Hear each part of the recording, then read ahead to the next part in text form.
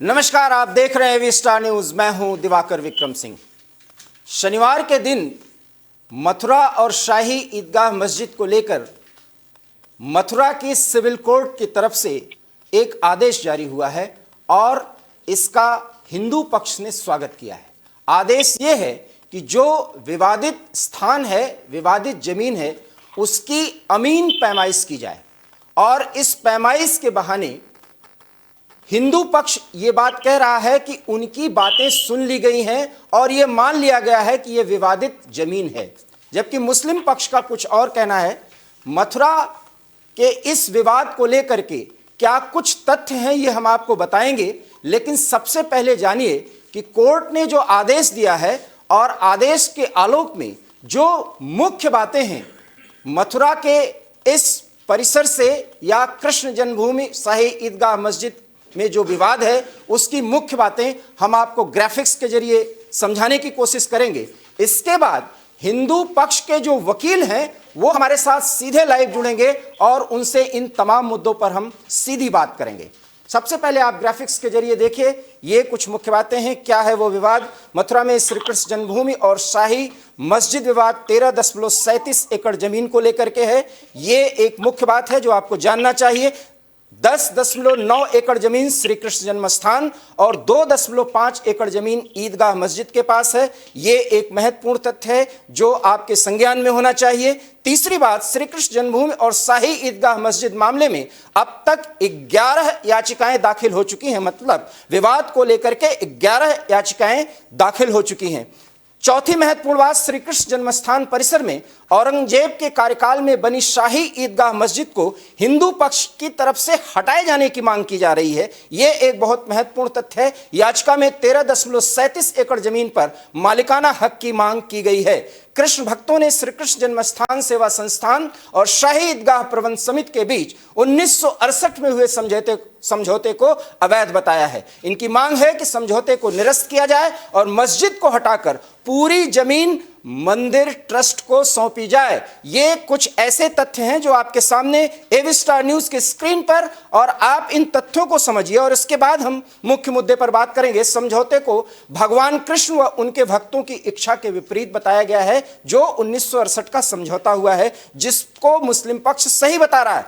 Allahabad high court का एक फैसला आया था, वो क्या था वो भी हम आपको बता रहे हैं, क्योंकि इस फैसले को जानना बहुत जरूरी है। इलाहाबाद हाईकोर्ट ने 1935 में 13.37 एकड़ की विवादित जमीन बनारस के राजा कृष्णदास को अलॉट कर दी थी। ये एक महत्वपूर्ण तथ्य है। हम आपको इतिहास के उन प्रमुख बिंदुओं से अवगत करा रहे हैं। श्री कृष्ण जन्मभूमि ट्रस्ट ने 1951 में यह जमीन अधिग्रहित कर ली थी। ट्रस्ट को 1958 में श्री कृष्ण जन्मस्थान सेवा संघ और 1977 में श्री कृष्ण जन्मस्थान सेवा संस्थान के नाम से रजिस्टर्ड कराया गया था।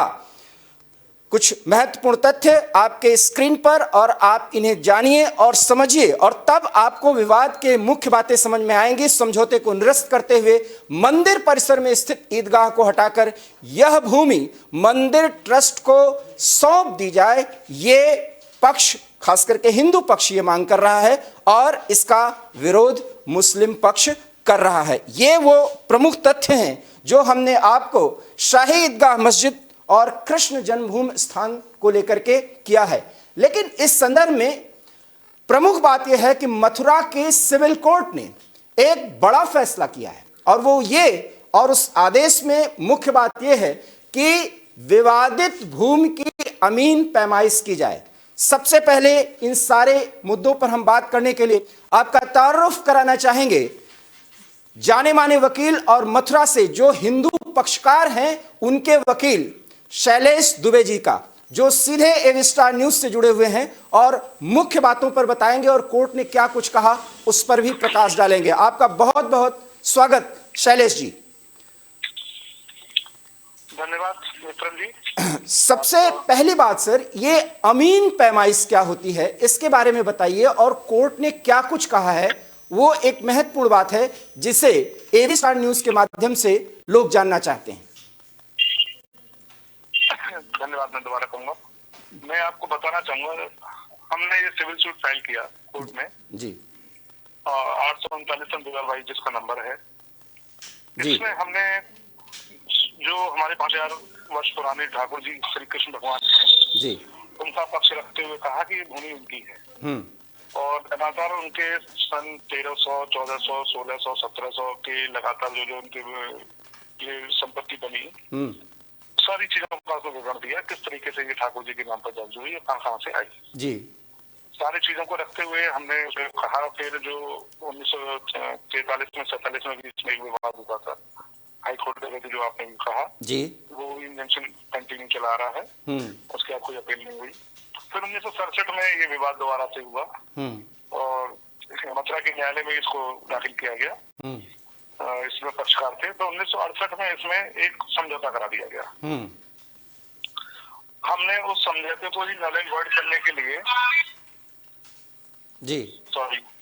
उस समझौते को नल एंड वॉइड माना और कराने के लिए माननीय न्यायालय में एक अपनी प्रार्थना की है। क्योंकि इसमें दो चीज है, ये जो ट्रस्ट की भूमि है श्री कृष्ण सेवा संस्थान ट्रस्ट के नाम पर भूमि है और इसको जो मैनेजमेंट संभालती है वो है श्री कृष्ण सेवा सोसाइटी जी। तो जो समझौता कराया गया था वो सोसाइटी के माध्यम से कराया गया था, जबकि जो भूमि का जो असली मालिक है ट्रस्ट है जी। तो जिसको इसको राइट्स नहीं थे उन लोगों के माध्यम से जो समझौता करा दिया जो नल एंड वॉइड है, ये हमने माननीय न्यायालय के समक्ष इसको प्रार्थना रखा गया है। दूसरी बात ये है कि हम अपने साक्ष्य रखेंगे माननीय न्यायालय के समक्ष 13.37 एकड़ जो ठाकुर जी के नाम पर भूमि है वो हमारी भूमि है, हम उसको साक्ष्य नाम से प्रस्तुत करेंगे माननीय, और अगर उसको हमारी बातों को सही माना जाता है तो ये जो शाही ईदगाह हमारी अगर उस जगह में बनी हुई है तो इसका डेमोलिशन करके हमको पोजीशन दिया जाए। ये दूसरी मांग है हमारी। और तीसरी मांग ये थी कि जब तक के दौरे ये सिविल सूट हमारा चलता है, पेंडिंग रहता है, उस समय तक की यथास्थिति बनाई जाए जिससे कि किसी भी तरीके का कोई भी व्यक्ति कोई स्वरूप में परिवर्तन संपत्ति में ना कर सके, छेड़छाड़ ना कर सके। माननीय न्यायालय ने हमारी सभी बातों को विवेकानुसार समयानुसार सुना और उसमें कोई वैसा आदेश पारित न करते हुए टेम्परेरी इंजंक्शन सभी पक्षों को पक्षियों को नोटिस जारी किए जाने के आदेश पारित किए। इसके साथ ही हमने अमीन का एक प्रार्थना पत्र लगाया था। तो अमीन महोदय का कार्य है तो मौके पर जाकर मौके की स्थिति को लेकर यहाँ निरीक्षण करके और मैं नक्शा माननीय न्यायालय के समक्ष प्रस्तुत करें। ये इसलिए आवश्यक रहता है कि जो हम चाहते हैं कि स्थिति में परिवर्तन के स्वरूप में परिवर्तन किसी प्रकार का ना हो, तो आगे अगर किसी का परिवर्तन होता है तो हम उसको कैसे समझा सकते हैं, न्यायालय को कैसे समझ सकती है। तो आज अगर कोई स्थिति आ जाती है माननीय न्यायालय के समक्ष तो वो बहुत अच्छा रहेगा और ये न्यायिक प्रक्रिया का एक भाग है और इसमें सबको सहयोग करना चाहिए। इसमें किसी प्रकार का कोई अवरोध या विरोध करने की कोई बात नहीं है। मैं सवाल ये करना चाह रहा था सर कि ये जो अमीन सर्वे जैसे कहा जा रहा है, आम जनता को या समाचार के माध्यम से यही बताया जा रहा है कि सर्वे का आदेश दे दिया, ये जो अमीन सर्वे है इसमें अमीन की भूमिका क्या होगी और वो सर्वे रिपोर्ट जो है क्या सिर्फ विवादित जमीन की है, वो भूमि की है या कुछ और? तो पूरी भूमि की स्थिति को लेके आएंगे, सारी स्थिति को वास्तविक स्थिति जो इसमें मौजूद है उस पूरी स्थिति को लेके आएंगे और मौके पर क्या चीजें बनी हुई है, कौन सी दिशा में क्या है क्या नहीं है, ये माननीय न्यायालय से मानचित्र के साथ रखेंगे। उससे क्या सहूलियत मिल सकती है? तो उससे सहूलियत यह है कि कोई विवादित संपत्ति में किसी प्रकार का कोई साक्ष्य से कोई छेड़छाड़ नहीं होगी, किसी प्रकार का कोई स्वरूप में परिवर्तन नहीं होता है, तो माननीय न्यायालय की जानकारी में रहेगा। अब इस स्थिति क्या है वो माननीय न्यायालय के समक्ष आ जाएगी। जी, कोर्ट ने इस पर आदेश कर दिया है और 20 जनवरी तक रिपोर्ट सौंपे जाने की बात भी कही गई है, तो 20 जनवरी तक अमीन जो है अपनी सर्वे रिपोर्ट देंगे, यही इसका मतलब है? हाँ, यही मतलब है। अच्छा, इस रिपोर्ट के पेश किए जाने के बाद जब वो अदालत को सौंप दिया जाएगा उसके बाद सुनवाई का जो दौर चलेगा उसमें आप का पक्ष क्या होगा? अभी रिपोर्ट आने के बाद पक्षीगण अपना अपना जवाब प्रस्तुत करेंगे। उस जवाब प्रस्तुत होने के बाद वो जैसा आगे की न्यायिक प्रक्रिया होती है हम उसके आगे बढ़ेंगे। जी, इस न्यायिक प्रक्रिया में सर आप लोगों की तरफ से या हिंदू पक्षकारों की तरफ से ये मांग की जा रही है कि शाही ईदगाह मस्जिद जो है उसको वहां से हटाया जाए या डिमोलिश किया जाए। जो भी आप कह रहे हैं, अभी आपने डिमोलिशन की बात की, मेरा ये कहना है कि ये संभव है क्या कोर्ट इस तरह का आदेश दे सकता है? नहीं, अगर हम ठाकुर जी की भूमि को साक्ष्य के अनुसार माननीय न्यायालय के समक्ष प्रस्तुत करने में सक्षम रहे और इस बात को हम उनको बता पाए कि हाँ ये साक्ष्य प्रमाणित किए जाते हैं कि ठाकुर जी की भूमि है, तो माननीय न्यायालय इस न्यायिक प्रक्रिया के अंदर किसी भी प्रकार का आदेश पारित कर सकते। 13 एकड़ के करीब जो भूमि है, हाँ 13.37 एकड़ जी 13.37 एकड़ भूमि, ये तो ट्रस्ट के नाम है ही। हाँ इसमें से यही तो उसमें तो है ना जो एनक्रोचमेंट जो अवैध निर्माण है जी, तो है कि वो जो है वो भूमि हमारी है और वो भूमि के अंतर्गत अगर ये संपत्ति बनी हुई है शायद का, उसी के लिए हम इस बात को रखा जा रहा। तो इस एनक्रोचमेंट में जो समझौता हुआ था, अभी तो कोर्ट ने उस समझौते को रद्द नहीं किया है, क्योंकि आप लोग कह रहे हैं कि जी, तो उसमें तो 2.9 के करीब जो है वो कोर्ट वो जो समझौते में है वो मस्जिद के कमेटी के पास है। हाँ पर यही तो है ना, अगर वो मस्जिद के पास है, मस्जिद तो उसका प्रमाण देंगे, अगर वो प्रमाण देने में सफल हुए तो वो ठीक है जी। तो साक्ष्य प्रस्तुत किए जाने। मुस्लिम पक्षकार तो ये कह रहे हैं कि जो 1968 का समझौता था वो पर्याप्त था, व्यापक था और दोनों पक्षों के हितों में था, इसको खत्म नहीं किया जाना चाहिए क्योंकि वो समझौता हुआ था। इसको लेकर के कोर्ट में आपकी दलील को कहां तक मान पाएगी कोर्ट? ये कोर्ट मानेगी, इसको हमको ये देखा ना कि जिन लोगों के मध्य में समझौता हुआ था क्या उनको समझौता करने का अधिकार प्राप्त हो। अगर वो पक्षकार ये कहते कि तत्कालीन परिस्थितियों में उन्होंने समझौता किया था और ये समझौता कराया गया था, अगर वो एक तीसरा पक्षकार बन जाएंगे तो आपके सामने मुश्किलें नहीं आएंगी? देखिए भविष्य को कोई नहीं मानता है, संभावना पे कानून चलता नहीं है। अगर इस बात का साक्ष्य आएगा तो हम उसको भी देखेंगे। जी, आपको क्या लगता है कि जो आगे की चुनौतियां हैं, क्योंकि सभी चाहते हैं कि कृष्ण जन्मस्थान में भगवान कृष्ण जहां विराजमान हैं वो विवादित जमीन जो मस्जिद कमेटी के साथ विवाद का मामला है वो सुलझाया जाए और शांतिपूर्ण तरीके से कोर्ट के आदेश के द्वारा। लेकिन इसमें चुनौतियां ढेर सारी हैं।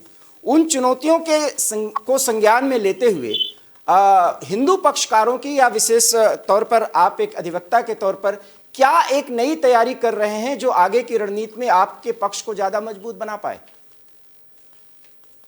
हम विक्रम जी साक्ष्य के आधारों पर पूरा केस को लड़ेंगे और हमेशा साक्ष्य के आधार पर ही केस लड़ा जाता है, बात कोई भी। तो ये न्यायिक प्रक्रिया का भाग है, इसलिए हम न्यायालय में प्रस्तुत किया गया है। इसमें किसी प्रकार को किसी की व्यक्ति का व्यक्तिगत हित मौजूद नहीं है। हम सभी कृष्ण भक्त की हैसियत से ठाकुर जी को मानने वाले लोग हैं, सनातन धर्म के अनुयायी हैं और अगर ठाकुर जी की संपत्ति में कोई अगर अवैध निर्माण हो रहा है हम उसको न्यायालय के माध्यम से पाना चाहते हैं। शैलेश जी, इसमें औरंगजेब का एक जगह जिक्र आया है कि औरंगजेब ने वहां पर मस्जिद को बनवाया था, तो क्या कुछ एनक्रोचमेंट भी किया था, डिमोलिशन भी किया था? यह भी कुछ साक्ष्य है। और सबसे बड़ा सवाल कि जिन साक्ष्यों पर आपको इतना भरोसा है क्या उनका आप जिक्र करना चाहेंगे?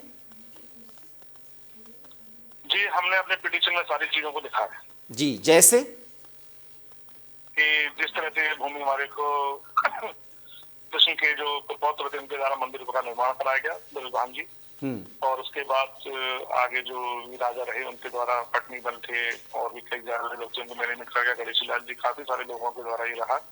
इस बीच में कई मुगल शासक भी हुए, उनके साथ थोड़ा सा इस पे छेड़छाड़ की गई उससे मंदिरों से।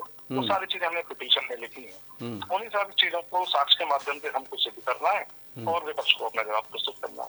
शैलेश जी, आपको नहीं लगता कि जब आपके साक्ष्य आए हैं और मुस्लिम पक्षकारों के भी साक्ष्य आएंगे उनके अधिवक्ता के माध्यम से, उसमें मुख्य बात जो है कुछ ऐतिहासिक तथ्य हैं, तो उनकी जांच पड़ताल की जाएगी।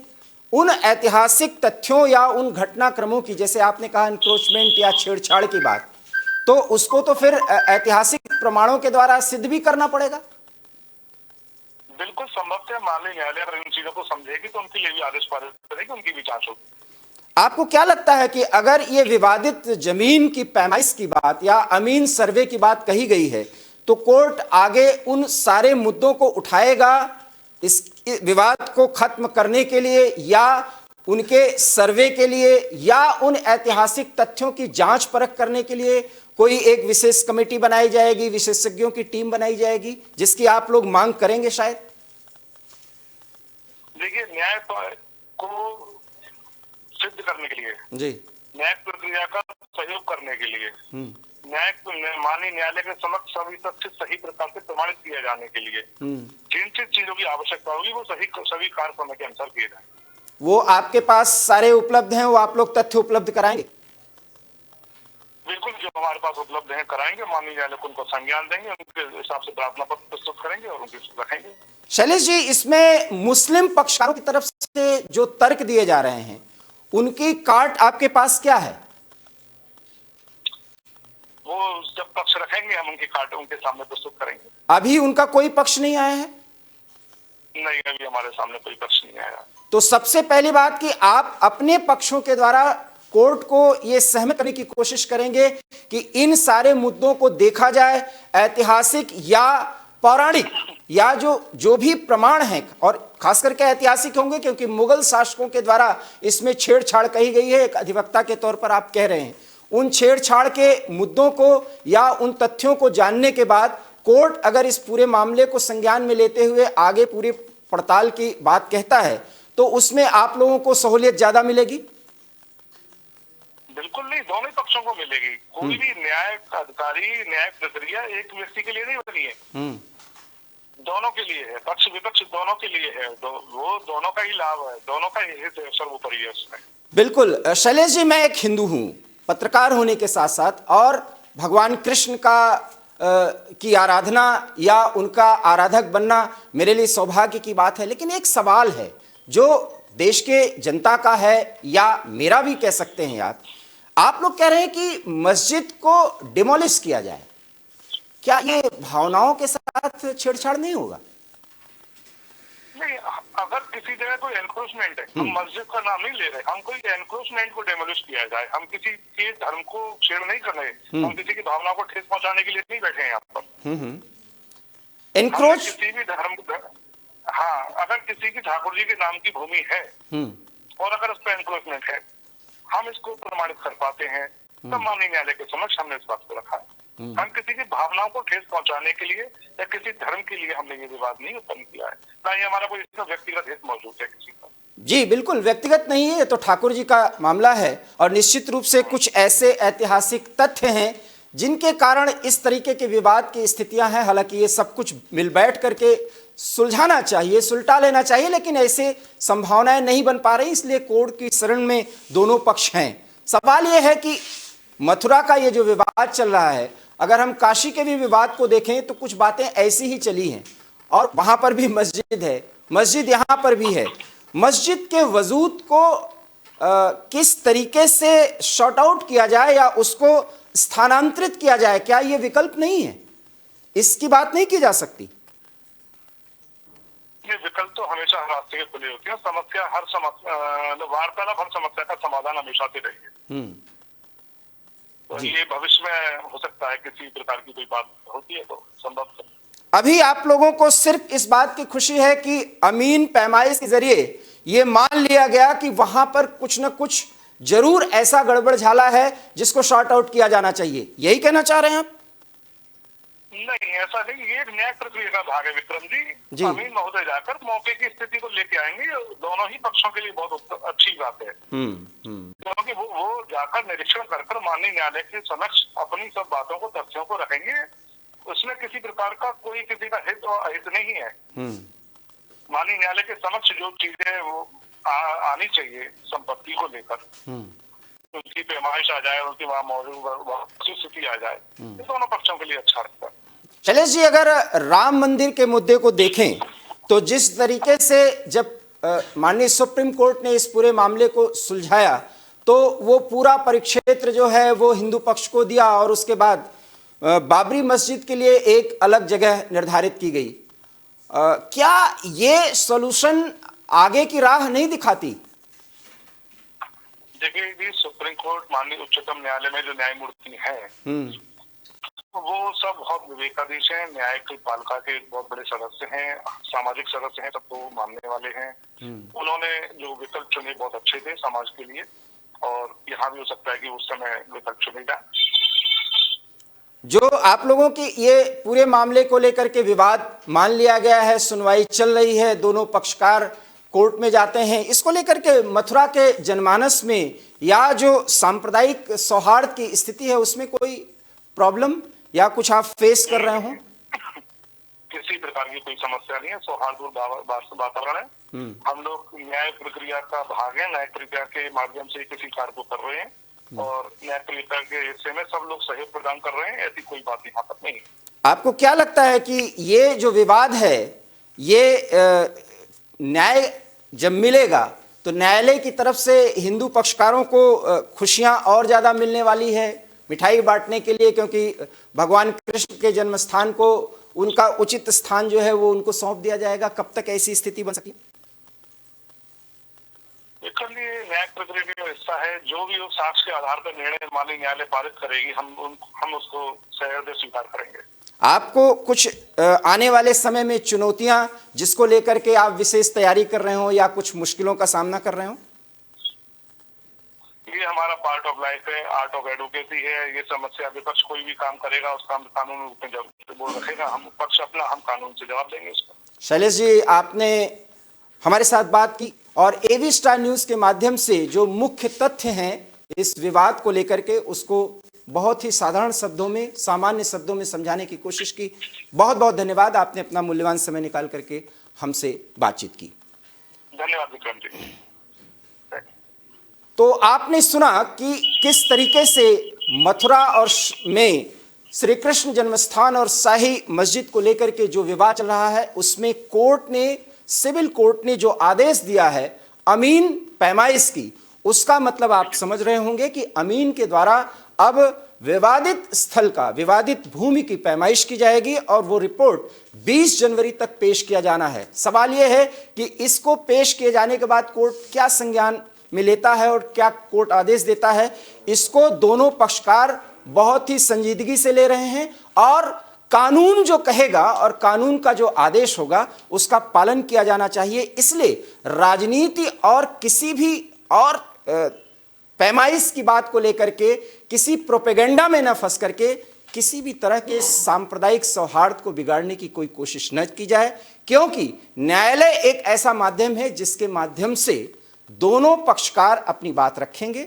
और जो न्यायालय कहेगा उसको मानने के लिए विवश होंगे। लेकिन ये भारत का आम नागरिक ये चाहता है कि जैसे काशी और मथुरा के विवाद, माफ करिएगा, राम मंदिर और काशी के विवाद को सुलझाने की एक बड़ी कवायद हुई और एक बड़ी कोशिश हुई, उसमें कुछ हद तक सफलता मिली और राम मंदिर भी बन रहा है और वो मस्जिद जो बाबरी ढांचे के तौर पर जाना जाता था उसको भी अयोध्या में ही बनाया जाएगा, लेकिन राम मंदिर परिक्षेत्र से अलग।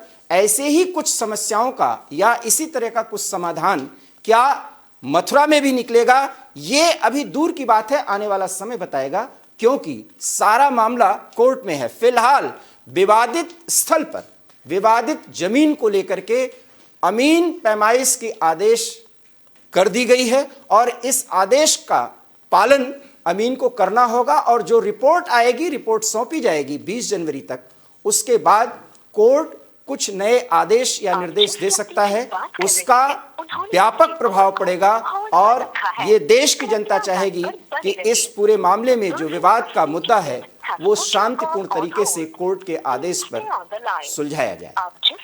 एवी स्टार न्यूज में इतना ही। देश और दुनिया की तमाम बड़ी खबरों के लिए आप देखते रहिए एवी स्टार न्यूज, क्योंकि यहाँ खबरों का सिलसिला कभी नहीं थमता। फिलहाल मुझे दीजिए इजाजत, नमस्कार।